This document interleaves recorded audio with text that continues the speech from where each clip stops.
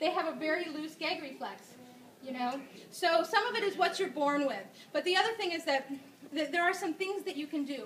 One is that you learn to breathe through your nose so that you're not putting pressure to try to get air in and out through here, but you're getting it through your sinuses. So to breathe through your nose is really good. If you're at the dentist, put your head back and breathe through your nose. You'll have a much easier time at the dentist because you're not fighting with your jaw. The other thing is to get your head in this position. When you want to swallow a pill, you throw your head back because it opens your throat up. So any position that puts your head back like this is going to help. So if you can get down on your knees and be well under him and he can come in this way, then you're going to get a deeper penetration. Or if you're on the bed and you have a partner you can trust to treat your body well, you're on the bed and on your back and you leave your head over the edge of the bed, you're going to open up your throat that way as well. And the other thing is you can learn. If you really want to know how to deep throat or how to have a more comfortable deep experience, is study sword swallowing. Go online, Google sword swallowing, how to, and you will get these articles that come up. What you learn is that sword swallowers, they study for years to learn how to do it, and it never becomes completely comfortable for them. They just learn how to relax through the gag reflex. So that's one way you can do it. And you can do that yourself. You can do that at home, like in front of a mirror with a banana. You can literally put your head back and put it down as far as you can comfortably without the performance anxiety, without somebody there, and just see how far you can get it, and then you put little teeth marks in it, right? And you pull it out, and you're like, well, that's better than I thought, you know? And then you can try it again and see how far you... Usually what's kind of interesting is the second time you do it, you can't take it as deep as the first time. And then the third time it gets a little bit deeper. The great thing is I've never heard of anyone getting injured or going to the hospital playing with their gag reflex. It may be really uncomfortable. There may be times when you actually throw up in your mouth. You know, but, you know, that's... It depends upon how painless and how, you know, if you want to go there or not.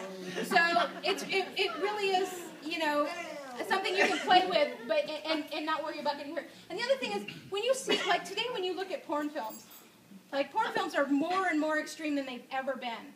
And part of the reason is that porn is free. So people can get porn free on the internet. So if people want to make porn and sell it, they have to be more extreme. So even the oral sex scenes you see in porn today are more extreme than they've ever been. And you see those girls, they take it really deep, right? They're very enthusiastic, bright eyes, big smile, taking it deep. They're like, whoa. And they got that string of saliva going, right?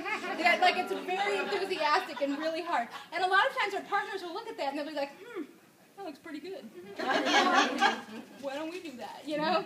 And in truth, the person doing that scene is usually getting paid something like $300 to $1,500.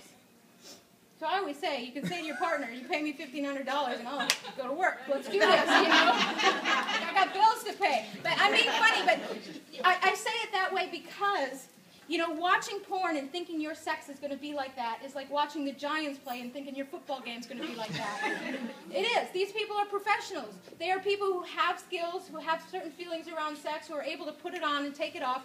And also, you don't see all the stuff that's on the cutting room floor. You see a few little scenes. You don't see them put the lube on. You don't see them do all the things that they do in order to have that kind of rough play. So porn can be really fun and really funny and really awesome. I love to watch porn. It's how I learned to talk dirty. I come from Minnesota. We don't talk about sex. We talk about snow, you know. So there's only so I didn't have any vernacular. So to watch porn, I learned I could use the word yes in a really dirty way. That's awesome, you know. Like, and so my first dirty word was actually yes, you know. So, so you can learn things. You can learn sex positions and technique and stuff like that. But don't try to live up to what you see in porn films. Those people are pros, and you're living in the real world and having real sex, you know.